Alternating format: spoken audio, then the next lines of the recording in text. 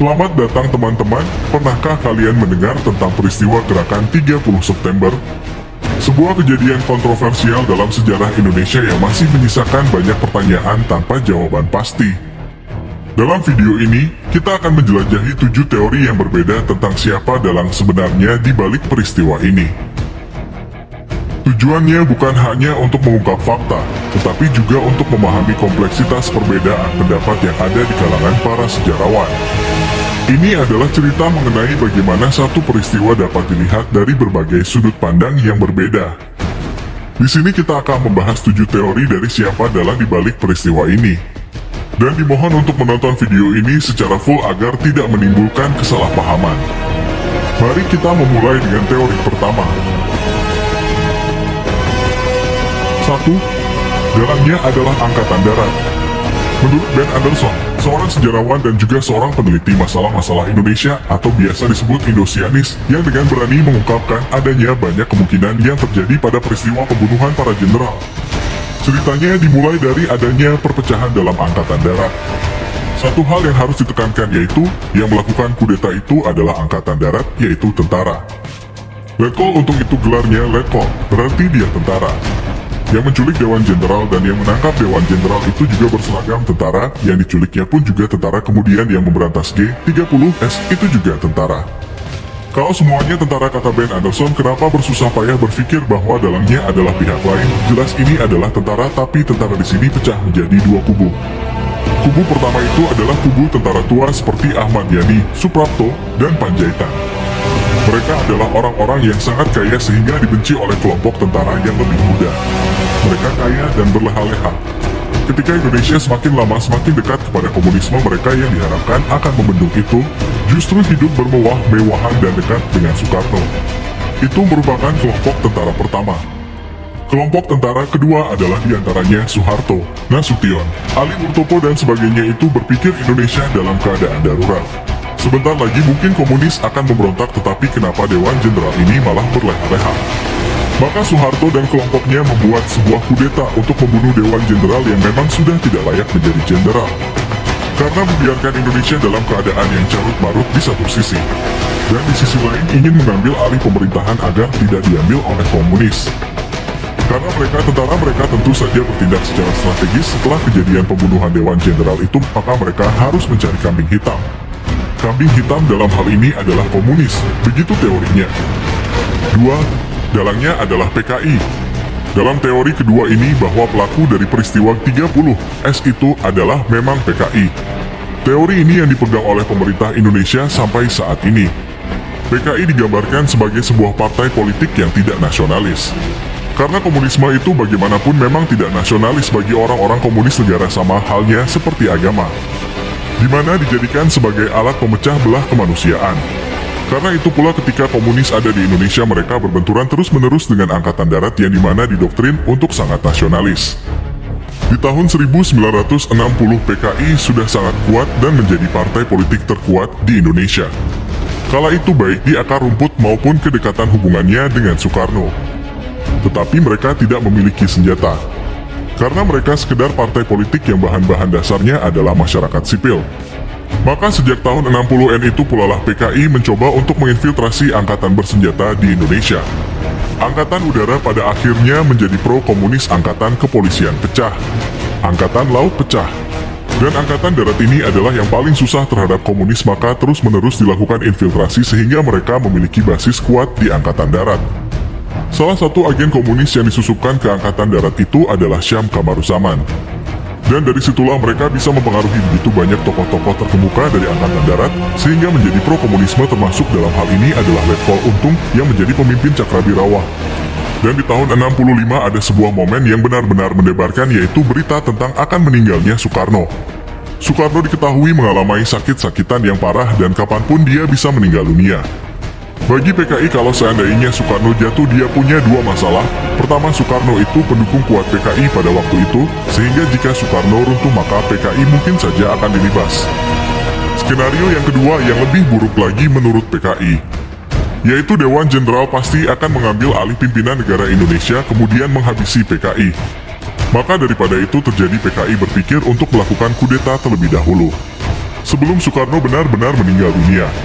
Dan juga sebelum Angkatan Darat melakukan kudeta dan mengambil alih pemerintahan setelah Soekarno meninggal. Maka Aidit menyuruh Letkol Untung untuk melakukan tindakan yaitu membunuh Dewan Jenderal yang dianggap akan menjadi musuh utama bagi PKI seandainya Soekarno meninggal. Itu teori kedua. 3. Dalangnya adalah Inggris. Menurut teori ini, Inggris menggunakan agen rahasia ulung mereka yang bernama Norman Randaway di mana ia memainkan peran sentral dalam peristiwa ini. Ceritanya dimulai dari yang sebelumnya, Inggris, Amerika Serikat, dan negara-negara barat yang saat itu mendukung kemerdekaan Indonesia. Tetapi, seiring berjalannya waktu, Indonesia semakin hari semakin dekat kepada komunisme khususnya setelah tahun 1956. Setelah Hatta mundur dari jabatan wakil presiden. Soekarno yang menjadi pemimpin tunggal kala itu sangat idealis menolak bantuan negara asing dan kemudian cenderung kepada paham kiri di mana orang-orang kiri itu adalah orang-orang yang anti-nekolim. Maka Inggris dan Amerika Serikat mulai sering berbincang tentang apa yang seharusnya mereka lakukan terhadap Indonesia. Dan lebih fatal lagi ketika akhirnya Soekarno mengundurkan diri dari PBB. Karena ia memilih untuk konfrontasi dengan Malaysia. Malaysia itu adalah negara persemakmuran Inggris. Yang dimana Inggris tidak rela jika Malaysia harus diganggu oleh Indonesia.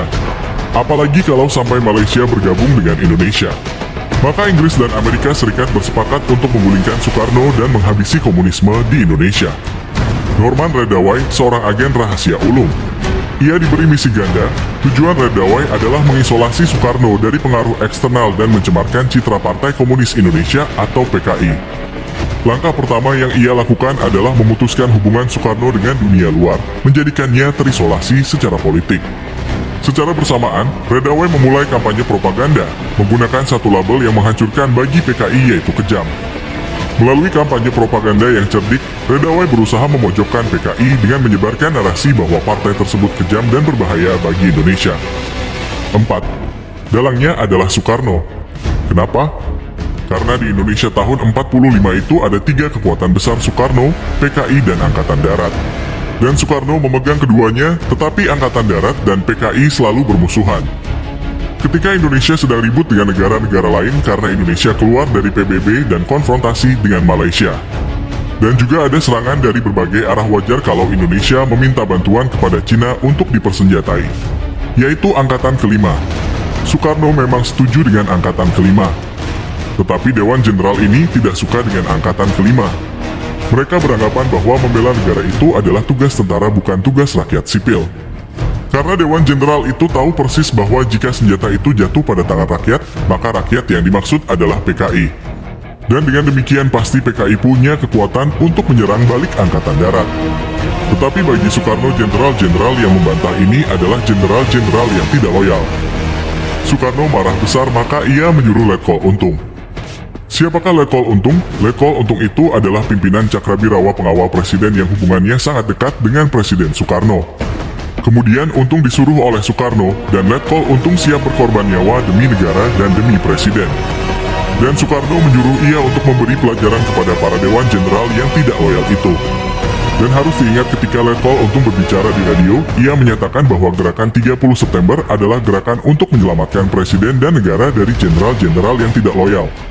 Inilah sebabnya markas G30S itu di Halim Perdana Kusuma Dewa Jenderal ditangkap dan dibawa ke Halim Perdana Kusuma kemudian dieksekusi dan dikubur di lubang buaya yang juga dekat Halim Perdana Kusuma. Dan di Halim Perdana Kusuma itu juga ada Soekarno, dan Soekarno bercengkrama baik-baik saja dengan para pemberontak itu. Kesaksiannya jelas bahwa Soekarno memang ada di sana. Ini memperkuat teori bahwa Soekarno sendirilah pelaku dari 30S. Itu merupakan teori keempat. 5. Dalangnya adalah Soeharto. Salah satu teori menarik berikutnya adalah Soeharto.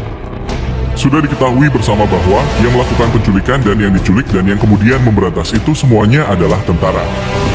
Lantas kenapa berpikir ada pihak lain yang terlibat? Nah, sebenarnya teori ini menyebut bahwa pelakunya adalah Soeharto, alasannya sama seperti yang dijelaskan oleh Ben Anderson. Tetapi terdapat tambahan bahwa CIA itu menggunakan Soeharto sebagai agen untuk membunuh dan menghancurkan komunisme di Indonesia. Dan Soeharto menggunakan sumber daya CIA untuk bisa menghancurkan PKI dan kemudian naik tahta menjadi Presiden Indonesia. Yang dalam teori ini disebut sebagai kudeta merangkap. Soeharto punya dua motif yang sangat masuk akal. Pertama, sebagai angkatan darat, dia tidak rela lihat Indonesia pro-komunis dan dikucilkan oleh negara lain. Bahkan keluar dari PBB dan juga berkonfrontasi dengan negara-negara yang lain, rakyat miskin, inflasi tinggi, dan sebagainya. Soeharto tidak ikhlas di satu sisi pada bagian itu. Tetapi sebagai manusia yang juga gila kekuasaan, Soeharto berpikir kalau jenderal-jenderal itu meninggal semuanya, maka antrian berikutnya adalah dirinya. Jadi jika Dewan Jenderal itu hilang, maka Soeharto lah yang menjadi pemimpin tertinggi Angkatan Darat. Maka ketika ada desas-desus Soekarno akan meninggal, Soeharto berinisiatif berbicara kepada Letkol Untung. Mau tidak kamu mendapatkan tugas negara membela presiden dan membela negara, dan dibalas saya siap mati berkorban nyawa demi negara dan presiden, kata Letkol Untung. Bagus kalau begitu, bunuh jenderal-jenderal yang tidak loyal itu. Ketika Letkol Untung bersiap-siap untuk melakukan kudeta, Soeharto mempersiapkan pasukan RPKAD di Bandung. Ketika Letkol Untung menyatakan kami telah mengambil alih Indonesia. Dengan sangat sigapnya, Soeharto langsung datang dengan pasukan yang super dari Bandung untuk diberangkatkan ke Jakarta dan menghajar gerakan 30 September. Di situ tidak ada seorang pun perwira yang inisiatifnya paling tepat dan paling akurat selain Soeharto. Ia bahkan bergerak sebelum yang lain sadar tentang apa yang sesungguhnya terjadi pada peristiwa itu. Padahal peristiwa itu terjadi saat tengah malam, ketika semuanya tertidur lelap. Tetapi Soeharto dengan sigapnya langsung menyerang dengan pasukan yang sudah terkoordinir, karena memang Soeharto sudah mempersiapkan semuanya. Itu teori kelima. 6. Dalangnya adalah Cina. Kita melangkah lebih jauh lagi ke teori keenam yang melibatkan peran Cina. Pertemuan antara Soekarno dan Perdana Menteri Cina saat itu, yaitu Zhou Enlai di tahun 1959 menjadi fokus teori ini. Banyak yang menduga bahwa Cina mungkin memiliki kepentingan dalam membentuk Angkatan Kelima di Indonesia sebagai alat untuk melawan ancaman dari negara-negara barat. Namun, interpretasi ini mengklaim bahwa Angkatan Kelima sebenarnya merujuk kepada PKI. Keterlibatan Cina dalam membentuk strategi dan rencana kudeta akan menjelaskan asal-usul peristiwa ini serta hubungannya dengan Perang Dingin saat itu. Dan juga berkepentingan menebarkan paham komunisme di Asia saat itu. 7. Dalangnya adalah CIA dari Amerika Serikat. Akhirnya, kita sampai pada teori ketujuh yang merujuk pada peran kunci agen rahasia Amerika Serikat, Central Intelligence Agency atau CIA. Yang terlibat dalam Perang Dingin dengan Uni Soviet, Amerika Serikat memiliki kepentingan untuk mencegah penyebaran komunisme di berbagai belahan dunia, termasuk Indonesia. Dalam teori ini, CIA dianggap berperan dalam merancang dan memfasilitasi peristiwa gerakan 30 September untuk menggulingkan Soekarno dan membubarkan PKI. Sebagai penutup perjalanan kita melalui kompleksitas peristiwa gerakan 30 September, satu hal menjadi jelas, sejarah seringkali dipenuhi dengan lapisan-lapisan misteri. 7 teori yang berbeda ini menawarkan pandangan yang beragam tentang peristiwa yang sama. Dalam menggali dan memahami sejarah, penting bagi kita untuk tetap terbuka terhadap perbedaan pendapat. Jadi, mari kita teruskan menjaga semangat belajar, dan ingatlah bahwa misteri sejarah seringkali mengundang kita untuk belajar dan menerima bahwa tidak selalu ada jawaban yang mutlak. Hal ini memberi kita peluang untuk menghargai keberagaman perspektif dan mendekati sejarah dengan pikiran yang terbuka. Saya ucapkan terima kasih kepada teman-teman. Dan sebagai manusia biasa, suatu saat pasti saya akan melakukan kesalahan, dan untuk itu saya siap menerima kritikan lewat kolom komentar yang sudah tersedia.